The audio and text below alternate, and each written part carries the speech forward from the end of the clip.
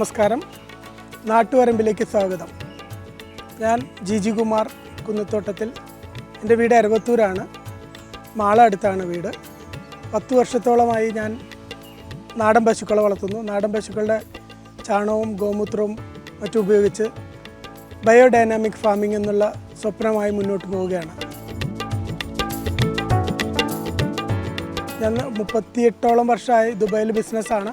എന്തെങ്കിലും നാട്ടിൽ ചെയ്യണം, കുഞ്ഞുമക്കൾക്ക് വേണ്ടി ചെയ്യണം എന്നുള്ള ആഗ്രഹത്തോടു കൂടി എട്ടു മിൽക്ക് തരുന്ന നാടൻ പശുക്കളെ വെച്ചിട്ടാണ് ഞാൻ ഈ കൃഷി ചെയ്യുന്നത്. നമ്മളിവിടെ ഇപ്പം 2 തരം പശുക്കളാണ് വളർത്തുന്നത്. നമ്മുടെ തനി നാടൻ ഇനമായ വെച്ചൂരും ഗുജറാത്തിൽ നിന്ന് കൊണ്ടുവന്ന ഗീർ പശുക്കളെയും.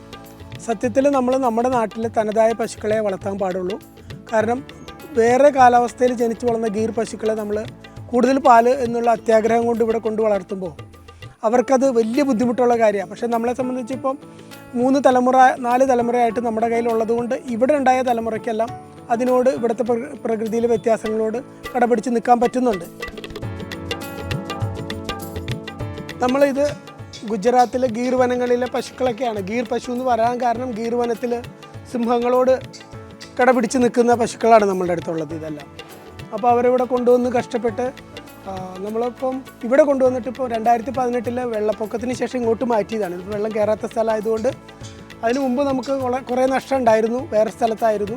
അതിനുശേഷം ഇപ്പോൾ 8 വർഷത്തോളം ഇവിടെ തന്നെയാണ് പശുക്കളുള്ളത്. നമ്മൾ ഇവർക്ക് പ്രത്യേകിച്ച് നല്ല ഫുഡുകൾ കൊടുത്ത് മൂക്കിൽ കയറൊന്നുമില്ലാതെ അഴിച്ചിടുക ചെയ്യുക.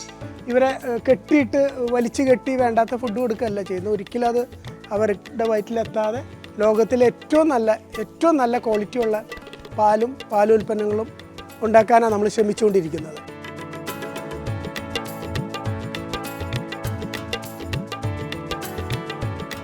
ഇപ്പോൾ ഇവരെ നമ്മൾ അഴിച്ചിടും. അവരുടെ ഇഷ്ടത്തിന് കറങ്ങി തന്നെ തിന്നതിന് ശേഷം തിരിച്ചു വരും. നമ്മൾ ഓരോ ഏരിയയിൽ ഒക്കെ ഇങ്ങനെ വിടുക ചെയ്യാം. വളർത്തിയ പുല്ല് കറക്കണ പശുക്കൾക്ക് കൊടുക്കാറില്ല. വളർത്തിയ പുല്ല് നമ്മൾ പശുവിൻ്റെ വയറെന്നറിയാൻ കറക്കാത്ത പശുക്കൾക്ക് മാത്രമേ കൊടുക്കുള്ളൂ. ഇതിൽ മുത്തങ്ങ മുതൽ എല്ലാ ഔഷധ സസ്യങ്ങളും പുല്ലുകളും ഇതെല്ലാം ഇതിനകത്തുണ്ട്. ഇത് കൊടുത്താണ് നമ്മൾ പാലുണ്ടാക്കുന്നത്. കൂടുതൽ പാലിന് വേണ്ടിയല്ല നമ്മൾ പശുക്കളെ വളർത്തുന്നത്. ഏറ്റവും ഔഷധ മൂല്യമുള്ള പാലുണ്ടാക്കാൻ വേണ്ടിയാണ് നമ്മൾ പശുക്കളെ വളർത്തുന്നത്. ഏകദേശം 6 മണിക്കൂർ അവർ വെയിലിലും രാത്രി കുറച്ച് ചന്ദ്രൻ്റെ പ്രകാശമൊക്കെ കൂടെ ഈ സൂര്യനാടിയൊക്കെ അവർക്ക് പല സംഭവങ്ങളും ഇന്നുവരെ കണ്ടെത്താത്ത പല സംഭവങ്ങളും സൂര്യനിൽ നിന്ന് വലിച്ചെടുക്കാൻ ഇവർക്ക് കഴിവുണ്ട്. അതിന് പക്ഷേ ആ ഹമ്പുള്ള പശുക്കൾക്ക് മാത്രമേ കഴിയൂ.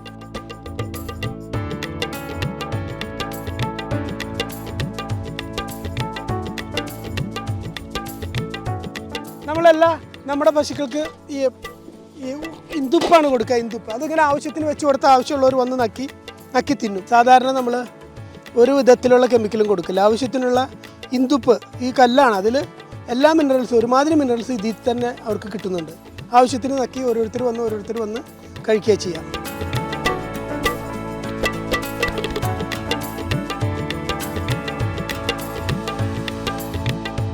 വൈഫ് രണ്ടാമതും പ്രഗ്നൻ്റായി. അപ്പോൾ സത്യത്തിൽ വളരെ വിഷമമായി. എൻ്റെ മോൾക്ക് ആവശ്യത്തിനുള്ള പാല് കുടിക്കാൻ കഴിഞ്ഞില്ലല്ലോ, മുലപ്പാൽ കുടിക്കാൻ കഴിഞ്ഞില്ലല്ലോ എന്ന വിഷമത്തിൻ്റെ പിന്നാലെയാണ് ഇമ്മ്യൂണിറ്റിയുള്ള ഫുഡ് അന്വേഷിച്ച് നടക്കുകയും അതിനുശേഷം അതിൻ്റെ ഭാഗമായിട്ടാണ് ഞാൻ പശുക്കളിലേക്കും പഴയ വിത്തിലേക്കും ഒക്കെ എത്തിച്ചേർന്നത്.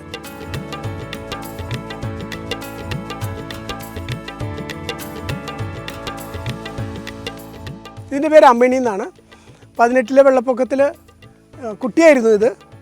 17 പശുക്കൾ നമുക്ക് നഷ്ടപ്പെട്ടു. ബാക്കി 82 എണ്ണത്തിന് അന്ന് നമ്മൾ നീന്തി കൊണ്ടുവന്ന് വളർത്തി. ഇതിനെ നീന്തി കൊണ്ടുവന്നതിൽ ഒന്ന് ഈ സംഭവമായിരുന്നു. ഇതിൻ്റെ ഒപ്പം ഉണ്ടായിരുന്ന 17 എണ്ണം മരിച്ചായിരുന്നു. അപ്പോൾ അതിന് ഭയങ്കര സ്നേഹമാണ് നമ്മളോട്. എവിടെ ഉണ്ടെങ്കിലും ഓടി വരും, നമ്മളെ നക്കും. അങ്ങനെയൊക്കെയാണ്. എല്ലാവരും സാധാരണ പറയും പട്ടീനെയൊക്കെ വളർത്തിയാലാണ് സ്നേഹം തിരിച്ചു കിട്ടുള്ളൂ എന്ന്. പക്ഷേ നല്ല ഭക്ഷണം കൊടുത്ത് ഗീർ പശുക്കളെ വളർത്തുകയാണെന്നുണ്ടെങ്കിൽ എനിക്ക് തോന്നുന്നു നായയിലൊക്കെ സ്നേഹം ഇവർക്ക് തന്നെയാണ്. പാലും തരും. നമുക്ക് വേണ്ടാത്ത മണങ്ങളോ കാര്യങ്ങളോ ഒന്നുമില്ല. ഗോമൂത്രം ആയാലും ശരി, ചാണകമായാലും ശരി, ഒരു കുഴപ്പമില്ല. ഇതെല്ലാം നമ്മളുടെ തന്നെ കൊച്ചു കുട്ടികളാണ്. അവർക്ക് ഫുൾ ഫ്രീഡം ഉണ്ട്. പുറത്തഴിച്ചിടുക പതിവ്. ഇപ്പോൾ മഴ വന്നതുകൊണ്ട് നമ്മൾ അകത്തോട്ടിട്ടതാണ്. അവർക്ക് അമ്മയൊക്കെ കൊടുക്കുന്ന പോലെ തന്നെ എന്തായാലും ഒരു മുലക്കാമ്പ് കുഞ്ഞുങ്ങൾക്കുള്ളതാണ്. അത് നമ്മൾ കറന്നെടുക്കാറില്ല. ഒരെണ്ണം ഇവർക്ക് കൊടുത്തിട്ടാണ്. ഇത് നമ്മൾ തന്നെ വളർത്തി ഉണ്ടാക്കുന്ന പുല്ലാണ്. ഇത് കൊച്ചുകുട്ടികൾക്കും കറക്കാത്ത പശുക്കൾക്കും കൊടുക്കും. കറക്കുന്ന പശുക്കൾക്ക് നമ്മൾ സാധാരണ ഈ പുല്ല് ഈ വളർത്തുന്ന പുല്ല് കൊടുക്കാറില്ല. വളർത്തുന്ന പുല്ല് അല്ലാതെ സാധാരണ പുല്ലാണ് നമ്മുടെ പശുക്കൾക്ക് എല്ലാത്തിനും കൊടുക്കുക.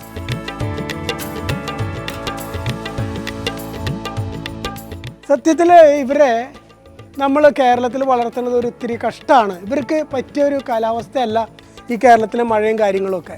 ഇങ്ങനെയൊക്കെ തന്നെ നമ്മൾ 18 ഏക്കറിൽ നമ്മൾ തുറന്നു വിട്ടിരിക്കുകയാണ്. എന്നാൽ കൂടി ഇവരുടെ സ്ഥലം ഗുജറാത്ത് പോലെയുള്ള സ്ഥലങ്ങളാണ്. കേരളത്തിൽ ഈ ഇത്ര അധികം മഴയിൽ ഇവരെ വളർത്തുക എന്ന് പറഞ്ഞാൽ അത്ര, പിന്നെ ഇവരിവിടെ തന്നെ ജനിച്ചു വളർന്നതായതുകൊണ്ട് കുറച്ച് പ്രകൃതിയായിട്ട് ഈ കാലാവസ്ഥയായിട്ട് അവർക്ക് ബുദ്ധിമുട്ടില്ലാതെ പോകുന്നുണ്ട്.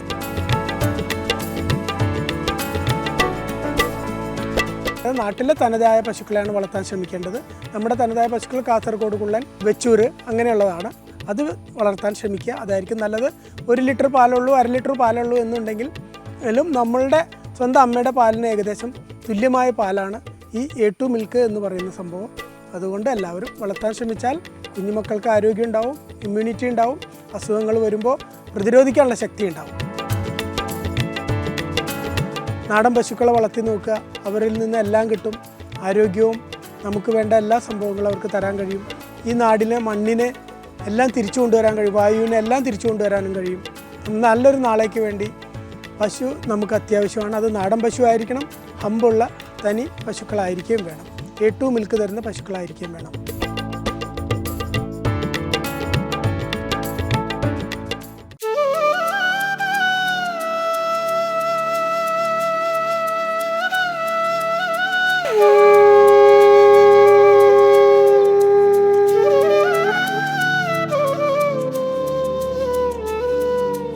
നമ്മൾ വളർത്തുന്ന പശുക്കൾ പരമാവധി അവർ ഹാപ്പി ആയിരിക്കുക, എന്നിട്ട് അതിൽ നിന്ന് എന്തെങ്കിലും എടുക്കുക എന്നുള്ളത് നമുക്ക് വളരെ അത്യാവശ്യമായ കാര്യമാണ്. അത് മെയിൻറ്റെയിൻ ചെയ്ത് പോകുന്നുണ്ട്. നമ്മളിപ്പം അവർ പുല്ല് തിന്നാൻ പോയി കഴിഞ്ഞാൽ ശംഖ് വിളിക്കും. ശംഖ് വിളിച്ചാലാണ് അവർ തൊഴുത്തിലേക്ക് തിരിച്ചു വരുന്നത്. ശംഖ് വിളിച്ചു കഴിഞ്ഞാൽ അവർ തിരിച്ച് ആ സമയമാകുമ്പോൾ നമ്മളുടെ ശംഖുവിളിയുടെ ശബ്ദത്തിലാണ് അവരെന്ന് തിരിച്ച് നമ്മുടെ ഗോശാലയിലേക്ക് വരുന്നത്. തിരിച്ചു വരുമ്പോൾ അവർക്ക് നമ്മൾ തന്നെ ഉണ്ടായ വളർത്തിയ പുല്ല് കറക്കുന്ന പശുക്കൾക്ക് കൊടുക്കില്ല, കാരണം നല്ല പാലുണ്ടാവാൻ വേണ്ടി. അതാണ് ഇപ്പോൾ ചെയ്യാൻ പോകുന്നത്. ഇപ്പോൾ നമ്മൾ ശർക്കര കൊടുക്കും, അതെന്നും ശർക്കര കൊടുക്കില്ല. അതേസമയം അതേപോലെ തന്നെ ആര്യവേപ്പിൻ്റെ ഇല കൊടുക്കും. ആര്യവേപ്പിൻ്റെ ഇല ആഴ്ചയിൽ 2 പ്രാവശ്യമെങ്കിലും കൊടുക്കും. അവർക്ക് ആവശ്യമുള്ളവരത് കഴിക്കും. അപ്പോൾ നമുക്ക് വേറെ ഇഞ്ചക്ഷനോ ആൻറ്റിബയോട്ടിക്കോ കാര്യങ്ങളോ ഒന്നും കൊടുക്കേണ്ടി വരില്ല.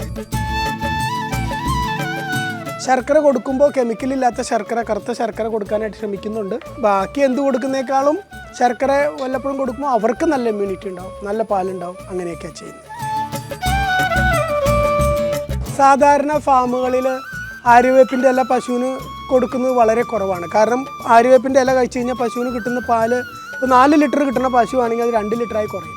പക്ഷേ ഏറ്റവും ക്വാളിറ്റി ഉള്ള പാലായിരിക്കും അത്. കാരണം നമ്മൾ അധികവും മരുന്നുകളും അല്ലെങ്കിൽ അങ്ങനെയൊക്കെ ഉള്ളതിനാണല്ലോ ഉപയോഗിക്കുന്ന പാല്. നമ്മൾ ലക്ഷ്യം തന്നെ ലോകത്തിലെ ഏറ്റവും നല്ല പാലുൽപ്പന്നങ്ങളും ഉണ്ടാക്കുക എന്നുള്ളതാണ്.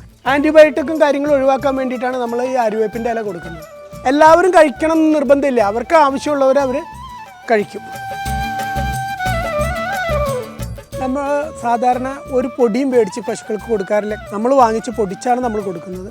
അത് നമുക്ക് പരുത്തിക്കുരു പോലും നമ്മൾ പൊടിച്ച പരുത്തിക്കുരു വാങ്ങാറില്ല.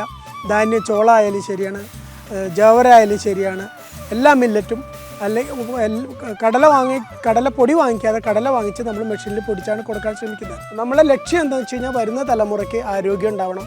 7 തലമുറയ്ക്ക് കഴിഞ്ഞില്ലെങ്കിലും 2-3 തലമുറയ്ക്ക് വേണ്ടതെങ്കിലും നമ്മൾ ചെയ്തിട്ട് ഇവിടുന്ന് ഒഴിയാന്നുള്ളതാണ്. അതിന് വേണ്ടിയിട്ട് ഇറങ്ങി തിരിച്ചിരിക്കുകയാണ്. ഇത് പൈസ ഉണ്ടാക്കാനുള്ള ഒരു ഉപാധിയല്ല ഒരിക്കലും. വായു, പ്രകൃതിയിലെല്ലാം നമ്മൾ നശിപ്പിച്ചു. സ്നേഹം, മര്യാദ, മണ്ണ്, വെള്ളം എല്ലാം നശിപ്പിച്ചു. ഇത് തിരിച്ചു കൊണ്ടുവരണമെങ്കിൽ നാടൻ പശുക്കളിൽ കൂടെയും പഴയ വിത്തുകളിൽ കൂടെയും മാത്രമേ നമുക്ക് തിരിച്ചു കൊണ്ടുവരാൻ പറ്റുള്ളൂ.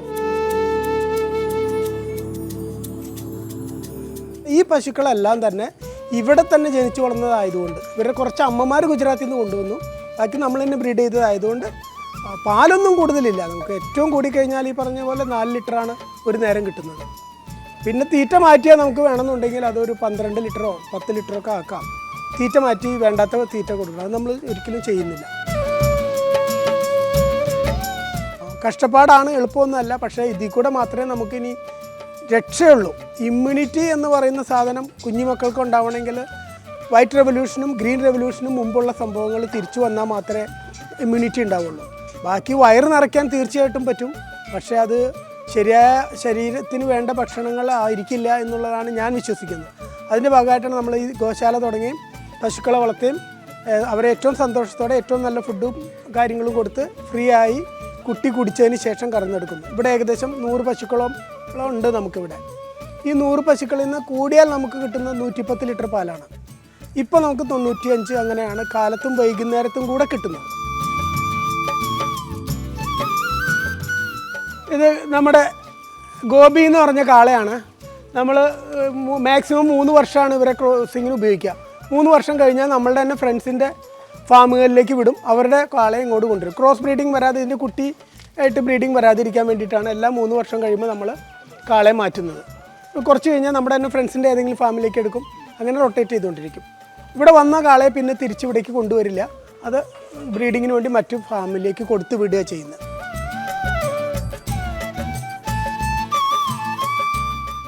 ഇപ്പോൾ ഉള്ള കൊച്ചുമക്കൾക്ക് ശ്രദ്ധയില്ല, ഓർമ്മയില്ല, അതൊക്കെയാണ്. അതിനൊക്കെ തിരിച്ചു കൊണ്ടുവരാൻ ഞാൻ വിചാരിക്കുന്നത് പഴയ വിത്തുകളും പഴയ പശുവിനും എന്ന് വെച്ചാൽ ധവള വിപ്ലവത്തിനും ഹരിത വിപ്ലവത്തിനും മുമ്പുള്ള സംഭവങ്ങൾ കൊണ്ടുവന്ന് നമ്മൾ അവരിലേക്ക് എത്തിക്കണം. എന്നിട്ട് അവർ ആ ഭക്ഷണം ശീലാക്കിയാൽ മാത്രമേ അവർക്ക് ഒരു നല്ല ആരോഗ്യം ഉണ്ടാവുള്ളൂ. കുറേ പൈസ ഉണ്ടാക്കി കൊടുത്തിട്ടൊന്നും പ്രകൃതി നശിപ്പിച്ചുണ്ടാക്കിയ പൈസ കൊണ്ട് മക്കൾക്കൊരു ഉപകാരം ഉണ്ടാവാൻ പാടില്ല. അപ്പോൾ അതാണ് നമ്മുടെ ലക്ഷ്യം. എല്ലാവരും തെറ്റിദ്ധരിച്ചിരിക്കുന്നത് നാടൻ പശു എന്ന് പറയുന്നത് മുഴയില്ലാത്ത പശു എന്നാണ്. മുഴയുള്ള പശുക്കളെ മാത്രമാണ് നാടൻ പശു. നാടൻ പശു എന്ന് പറയുന്നത് നമ്മൾ പണ്ട് ശ്രീകൃഷ്ണൻ ഉപയോഗിച്ചിരുന്ന, ശ്രീകൃഷ്ണൻ്റെ ഒപ്പം ഉണ്ടായിരുന്ന പശുക്കളാണ് എൻ്റെ മനസ്സിലൊക്കെ. അപ്പോൾ ആ നാടൻ പശു എന്ന് പറയുന്നത് അവർക്കൊരു മുഴയുണ്ടായിരിക്കും. ആ മുഴ സൂര്യപ്രകാശത്തിൽ നിന്നും പ്രകൃതിയിൽ നിന്നും പലതും നമുക്ക് നേരിട്ട് കിട്ടാത്തത് വലിച്ചെടുക്കാൻ കഴിവുള്ളവരാണ് അവർ. അപ്പോൾ അതിനെ സ്നേഹിച്ചാൽ മാത്രമേ നമുക്ക് എന്തെങ്കിലും അവർ തരുള്ളൂ. ജബർദസ്തി ദേഷ്യത്തിലൊന്നും അവരോട് പെരുമാറാൻ കഴിയില്ല. പക്ഷെ സ്നേഹത്തോടെ ആണെങ്കിൽ അവർ തരുന്നത് അമൃതിന് തുല്യമുള്ള പാലാണ്. അപ്പോൾ അതുകൊണ്ട് എല്ലാവരും ഒരു ചെറിയ നാടൻ പശുവിനെ വളർത്തി കുഞ്ഞുമക്കൾക്ക് വേണ്ടിയിട്ട്, അവരുടെ ഭാവിക്ക് വേണ്ടി, ആരോഗ്യത്തിന് വേണ്ടിയിട്ട് വേണ്ടാത്ത ഫുഡ് ടിന്നിലുള്ളത് വാങ്ങിച്ചു കൊടുക്കാതെ ആ പാല് കൊടുക്കാൻ ശ്രമിച്ചാൽ സ്വന്തം അമ്മയുടെ പാലിന് ഏകദേശം തുല്യമാണ് നമ്മുടെ നാടൻ പശുവിൻ്റെ പാല്.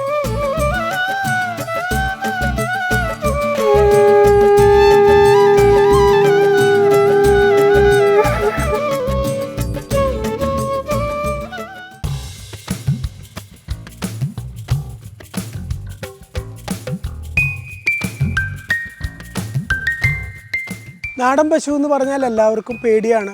നാടൻ പശുവിനെ വളർത്തുകയാണെങ്കിൽ പുല്ല് വെട്ടാൻ പോകണം, ചാണം വാരണം, അങ്ങനെയൊക്കെയാണ്. പക്ഷേ ഈ പശുവിന് പുല്ല് വെട്ടാനും പോകണ്ട, ചാണം വാരാനും പോകണ്ട. ഇതൊരു കുഞ്ഞി പശുവാണ്. ഇതിൻ്റെ ചാണം തെളിച്ചാണ് പണ്ട് അശുദ്ധി മാറ്റിയിരുന്നത്. അതേപോലെ ഇതിൻ്റെ ചാണം മെഴുകിയാണ് നമ്മൾ കിടന്നിരുന്നത്. ഇന്നുള്ള പശുക്കളുടെ ചാണം നമുക്ക് ചിന്തിക്കാൻ പോലും വയ്യ. നമ്മൾ പണ്ടുള്ള ഒറിജിനൽ ബ്രീഡിനെയാണ് സംരക്ഷിക്കാൻ പറയുന്നത്. ആ പശുവിൻ്റെ ചാണത്തിനോ മൂത്രത്തിനോ യാതൊരു മണമില്ല. അത് ഭൂമിയെ തിരിച്ച് നന്നാക്കി കൊണ്ടുവരാൻ നമ്മൾ വേണ്ടാത്ത മരുന്ന് കടിച്ചും വേണ്ടാത്ത വളം ചെയ്തും നശിപ്പിച്ച ഭൂമിയെ തിരിച്ചു കൊണ്ടുവരാനായിട്ട് നമ്മുടെ ഈ നാടൻ പശുക്കൾക്ക് ചാണത്തിനും ഗോമൂത്രത്തിനും മാത്രമേ കഴിയൂ. പിന്നെ പാലിന് വേണ്ടി ആയിരിക്കില്ല നമ്മൾ സാധാരണ ഒരു പശുവിനെ വളർത്തുക. അതിനേക്കാൾ വാല്യൂ ഉള്ളൊരു സംഭവമാണ് നാടൻ പശുവിൻ്റെ ചാണകവും നാടൻ പശുവിൻ്റെ മൂത്രവും. അത് നമ്മൾ നല്ല തീറ്റ കൊടുക്കുക.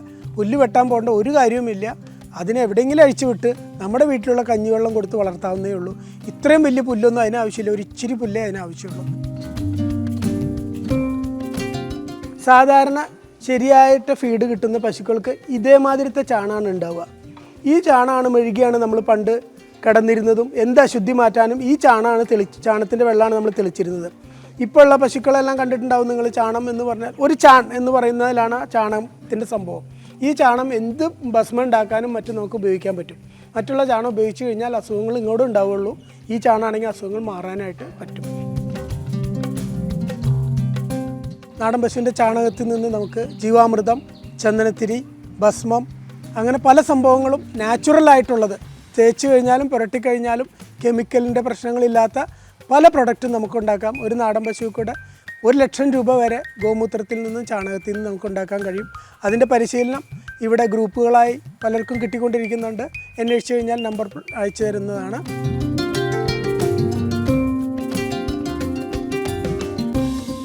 നമ്മളിപ്പോൾ നാടൻ പശുവിൻ്റെ വിവിധ ഉൽപ്പന്നങ്ങൾ ഉണ്ടാക്കുന്നുണ്ട്. ചാണകവറലി ഉണ്ടാക്കുന്നുണ്ട്. പാലിൽ നിന്ന് വെണ്ണ കടഞ്ഞെടുത്തതിന് ശേഷം മോര് വിൽക്കുന്നുണ്ട്. പാല് സാധാരണ വിൽക്കാറില്ല. അത്യാവശ്യത്തിന് മരുന്നിനെന്ന് പറഞ്ഞു പല വൈദ്യന്മാരും വരുമ്പോൾ അവർക്ക് കൊടുക്കുന്നതല്ലാതെ നമുക്ക് പാല് കൊടുക്കാൻ മുതലിക്കില്ല. 1 ലിറ്റർ പാലുണ്ടാക്കാൻ 400 രൂപയ്ക്ക് മേലെ നമുക്ക് ചിലവാണ്. അതേപോലെ തന്നെ 1 കിലോ നെയ്യ് ഉണ്ടാക്കാനും 8000-ന് മേലെ ചിലവാണ്. അപ്പോൾ അത് കുറച്ച് നമുക്ക് ഉണ്ടാക്കുന്നത് കുറച്ച് കൊടുക്കുന്നു. അത് പഴകിയതിന് ശേഷം അതിൽ വാല്യൂ ആഡഡ് പ്രൊഡക്റ്റ് ഉണ്ടാക്കുന്നു. ലൈക്ക് നമ്മുടെ അശ്വഗന്ധ, ശതാവരി, പഴയ നെയ്യിൽ നമ്മളിപ്പോൾ 9 വർഷത്തെ നെയ്യിൽ നമ്മൾ ബ്രഹ്മി ഗീയും ഉണ്ടാക്കി എക്സ്പോർട്ട് ചെയ്യുന്നു. ഇത് നമ്മൾ ചാണകവറലി ഉണ്ടാക്കുന്നതാണ്. ഭസ്മം ഉണ്ടാക്കാനും പൂജയ്ക്കുമുള്ള ഈ ചാണകമാണ് കൊണ്ടുപോകുന്നത്. കാരണം നമ്മൾ നവധാന്യങ്ങളും ദശപുഷ്പങ്ങളും നല്ല ഫുഡും മീനൊന്നും ഇല്ലാത്ത ഫുഡ് കൊടുത്ത് വളർത്തുന്ന പശുക്കളായതുകൊണ്ട് ഏറ്റവും നല്ല ചാണകം ഇതായിരിക്കും. ഇത് ഭസ്മം ഉണ്ടാക്കാനാണ് അധികം ഉപയോഗിക്കുന്നത്. ഏത് കാലാവസ്ഥയിലും നമുക്ക് ചാണകം ഉണക്കിയെടുക്കാൻ പറ്റും. സാധാരണ ചാണകം ഇതിൻ്റെ നീരെല്ലാം ഊറ്റിയെടുത്തിട്ടാണ് സാധാരണ ആൾക്കാരൊക്കെ ചെയ്യുന്നത്. പക്ഷെ നമ്മൾ ആ ചാണകം അങ്ങനെ തന്നെ കൊണ്ടുവന്നിട്ട് വേറെ ഒന്നും ചേർക്കാതെ വരലിയാക്കി ഉണക്കുക ചെയ്യുന്നത്. ഇത് നമ്മൾ പാല് തിളപ്പിച്ച് ഉറവൊഴിച്ച് തൈരായതിന് ശേഷം ഈ തൈര് നമ്മൾ കടഞ്ഞെടുക്കുക ചെയ്യുന്നത്. ഈ കടകോലിന് പല പ്രത്യേകതയുണ്ട്. എന്ത് മരുന്നാണോ നമ്മൾ ഉണ്ടാക്കാൻ ഉദ്ദേശിക്കുന്നത് അതനുസരിച്ച് ചിലപ്പോൾ നമ്മൾ ആര്യവേപ്പിൻ്റെ കടകോലായിരിക്കും, ചന്ദനത്തിൻ്റെ കടകോലായിരിക്കും, അല്ലെങ്കിൽ എന്ത് മരുന്നാണോ ഉദ്ദേശിക്കുന്നത് അത് ഇപ്പോഴേ നമ്മൾ പ്ലാൻ ചെയ്യണം. അതനുസരിച്ച് വേണം അത് കടഞ്ഞെടുക്കാൻ. പക്ഷെ നമ്മളിപ്പോൾ നോർമലായിട്ട് ഈ സാധാ കടകോല് വെച്ചിട്ടാണ് ഉപയോഗിക്കുന്നത്. കടഞ്ഞ് നമ്മൾ വെണ്ണ ഉണ്ടാക്കി ഇതാണ് നമ്മളുടെ ആകെ കിട്ടുന്ന പ്രൊഡക്റ്റ്. ഇത് ഞാൻ വിശ്വസിക്കുന്നത് ലോകത്തിലെ ഏറ്റവും നല്ല വെണ്ണയാണെന്നാണ് ഞാൻ വിശ്വസിക്കുന്നത്. കാരണം അത്രയും കഷ്ടപ്പെട്ട് നവധാന്യങ്ങളും ദശപുഷ്പങ്ങളും അഴിച്ചിട്ട വളർത്തുന്ന പശുവും കുട്ടി കുടിച്ചതിന് ശേഷം കറഞ്ഞെടുക്കുന്നതിനും അതിനൊക്കെ ഗുണങ്ങളുണ്ട്. ഈ 4.5 ലിറ്റർ നെയ്യ് ഇപ്പോൾ ബുക്കിംഗ് അനുസരിച്ച് നമ്മൾ കൊടുത്തു പോകുന്നുണ്ട്. പിന്നെ നമ്മളുടെ അശ്വഗന്ധ, ബ്രഹ്മി, ശതാവരി ഗീ ഒക്കെ ഉണ്ടാക്കുന്നുണ്ട്. അത് എക്സ്പോർട്ടിന് വേണ്ടിയിട്ട് ഉണ്ടാക്കുന്നത്. അതിനും നല്ല ഡിമാൻഡുണ്ട്. പക്ഷേ അശ്വഗന്ധയും ശതാവരിയും നമ്മുടെ ബ്രഹ്മിയും നമ്മൾ ഉണ്ടാക്കുന്നത് ഇപ്പോൾ 9 വർഷം പഴയ നെയ്യിലാണ് നമ്മൾ അത് ഉണ്ടാക്കുന്നത്. ഇതിനെ വാറ്റ് മെഷീൻ എന്നാണ് പറയുക. നമ്മളുടെ വെണ്ണ ഉരുക്കാനുള്ള മെഷീനാണിത്. സാധാരണ നമ്മളിപ്പോൾ ഒരു 40-50 ലിറ്റർ വെണ്ണ ഉരുക്കാൻ വേണ്ടിയിട്ട് എടുക്കുകയാണെങ്കിൽ എല്ലാവർക്കും അതിൻ്റെ ഒരു 90% മീൻസ് ഒരു അരമണിക്കൂറോ 1 മണിക്കൂറോ കഴിയുമ്പോൾ അത് നെയ്യായി ഇറക്കി വയ്ക്കാം. പക്ഷെ നമ്മളങ്ങനെ ചെയ്യില്ല. നമുക്ക് 100 ലിറ്ററിൽ നിന്ന് 42 കിലോ മാത്രമേ നെയ്യ് കിട്ടുള്ളൂ. ഈ 105, 106 എന്നുള്ള 120 ആകുമ്പോൾ യാതൊരു വിധത്തിലുള്ള 99.9% ഈ പറഞ്ഞ മോയ്സ്ചർ പോയിട്ടുള്ള സംഭവം നമുക്ക് കിട്ടുക. അപ്പോൾ അതുകൊണ്ടാണ് നമ്മുടെ ഒരു കാരണം നമ്മളുടെ നെയ്യ് എക്സ്പെൻസീവ് ആവാനായിട്ട്. നമുക്ക് നെയ്യ് 8000 രൂപ വരുന്നുണ്ട് 1 കിലോ ഉണ്ടാക്കാൻ. നമ്മളത് 4000 രൂപയ്ക്ക് ഇവിടെ കൊടുക്കുന്നത്. അപ്പോൾ നമ്മുടെ നെയ്യ് 365 ദിവസം പുറത്ത് വയ്ക്കാം. ഫ്രിഡ്ജിൽ വെക്കേണ്ട ആവശ്യമില്ല. അത് കൊച്ചുമക്കൾക്കൊക്കെ വളരെ ഉപകരിക്കും. ഏറ്റവും നല്ല നെയ്യാണ് നമ്മളുണ്ടാക്കുന്നത്. നമ്മുടെ നെയ്യ് കഴിക്കേണ്ട മെത്തേഡ് സാധാരണ നമ്മളെല്ലാവരോടും പറയുന്നത് കട്ടൻ കാപ്പി കുടിക്കുന്നവരാണെങ്കിൽ ഈ ചെറിയ സ്പൂണാണെങ്കിൽ 2 സ്പൂൺ ഒഴിക്കാം. അതല്ല നമ്മൾ പുട്ടിലോ കഞ്ഞിയിലോ അങ്ങനെയുള്ള സംഭവത്തിലൊഴിച്ച് കൊച്ചുങ്ങൾക്ക് കൊടുക്കുകയാണെങ്കിൽ അങ്ങനെയും ചെയ്യാം. 2 സ്പൂണാണ്. ഈ ഗോൾഡൻ കളറും ഈ സ്മെല്ലും വേറെ ഏതെങ്കിലും ഒരു നെയ്യിലുണ്ടാവുമെന്ന് ഞാൻ വിശ്വസിക്കുന്നില്ല. ഇത് നമ്മൾ അശ്വഗന്ധാഘൃതം ഉണ്ടാക്കാൻ, അശ്വഗന്ധാഘൃതവും ബ്രഹ്മീഘൃതവും ശതാവരിയുടെ ഘൃതവും ഉണ്ടാക്കാൻ വേണ്ടിയിട്ട് ഉപയോഗിക്കുന്നതാണ്. ഇത് സാധാരണ 1200 ലിറ്ററിലാണ് ഇത് കഷായം ഉണ്ടാക്കുക. 1200 ലിറ്റർ വറ്റി 100 ലിറ്റർ ആകുമ്പോൾ ഈ സാധനം തുറന്ന് നമ്മൾ ഇതിലേക്ക് ഒഴിക്കും.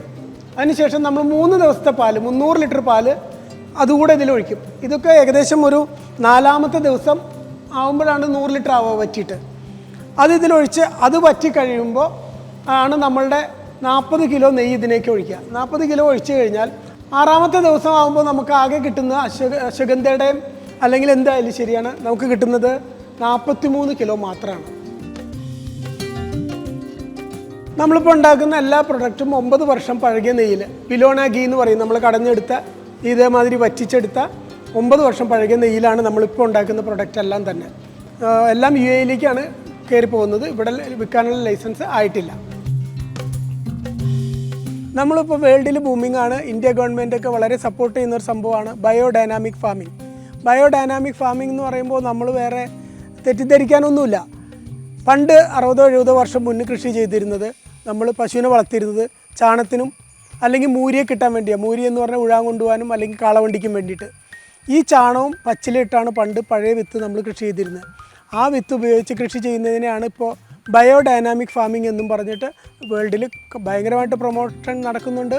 നമ്മുടെ ആൾക്കാർ തിരിച്ചറിയാൻ കുറച്ച് വൈകിപ്പോയി. എങ്കിലും എല്ലാവരും ചെയ്യേണ്ടത് പഴയ വിത്ത് ഉപയോഗിച്ച് നല്ല പശുവിൻ്റെ ചാണകവും മൂത്രവും പച്ചിലയും ചാരവും ഇട്ട് മണ്ണിനെ പുഷ്ടിപ്പെടുത്തി ഓർഗാനിക് എന്നൊക്കെ മേലെയാണ് ബയോഡൈനാമിക് ഫാമിംഗ്, നാച്ചുറൽ ഫാമിംഗ് എന്ന് പറയുന്ന സംഭവമാണിത്. അത് ചെയ്യാൻ ശ്രമിച്ചാൽ അതിലാണ് ഇമ്മ്യൂണിറ്റി ഉള്ളത്, ആരോഗ്യമുള്ളത്. അതാണ് നമ്മൾ ചെയ്യേണ്ടത്. 38 വർഷത്തോളമായി ഞാൻ UAE ബിസിനസ്സും കാര്യങ്ങളായിട്ട് പോവുകയാണ്. പക്ഷേ ഇനി ബാക്കിയുള്ള സമയം എനിക്ക് കുഞ്ഞുമക്കളുടെ ആരോഗ്യത്തിന് വേണ്ടി നമ്മുടെ നാട്ടിൽ നല്ല കൃഷി ചെയ്ത് നല്ല പശുക്കളെ വളർത്തി അവരുടെ ആരോഗ്യത്തിന് വേണ്ടി എന്തെങ്കിലും ചെയ്യണം എൻ്റെ അവസാനം വരെ എന്നുള്ളതാണ് എൻ്റെ ലക്ഷ്യം. എൻ്റെ സ്വപ്നം എന്ന് പറഞ്ഞാൽ 1000 പശുക്കളെ വളർത്തി 1000 ഏക്കറിൽ കൃഷി ചെയ്ത് അതിൻ്റെ ചാണകവും മൂത്രവും ചാരവും പച്ചിലയും ഇട്ട് പഴയ വിത്തുകൾ ശേഖരിച്ച് കൃഷി ചെയ്ത് അത് തലമുറകൾക്ക് തിരിച്ചു കൊടുക്കണം എന്നുള്ള ആഗ്രഹമാണ് എൻ്റെ ഉള്ളത്. ഇന്ന് ലാഭം ഉണ്ടാക്കാൻ കഴിഞ്ഞില്ലെങ്കിലും ആരോഗ്യം ഉണ്ടാക്കാൻ കഴിയും. ഇപ്പോൾ തകർന്നുകൊണ്ടിരിക്കുന്ന കുഞ്ഞുമക്കളുടെ എല്ലാവരുടെയും ആരോഗ്യം തിരിച്ചു കൊണ്ടുവരാൻ ഒരു നാടൻ പശുവിന് കഴിയും. ഒരു നായനെ വളർത്തുന്ന ബുദ്ധിമുട്ട് മാത്രമേ ഉള്ളൂ ഒരു നാടൻ പശുവിനെ വളർത്താനായിട്ട്. അതിനെ സ്നേഹിക്കുക. പ്രത്യേകിച്ച് ഗീറൊക്കെ ആകുമ്പോൾ നമുക്ക് നമ്മളുടെ ശക്തിയും ദേഷ്യമൊന്നും അവരുടെ അടുത്ത് നടക്കില്ല. സ്നേഹിച്ചു കഴിഞ്ഞാൽ അവരെല്ലാം തരും. നാട്ടുപറമ്പിൻ്റെ ഈ അധ്യായം ഇവിടെ സമാപിക്കുന്നു. നന്ദി, നമസ്കാരം.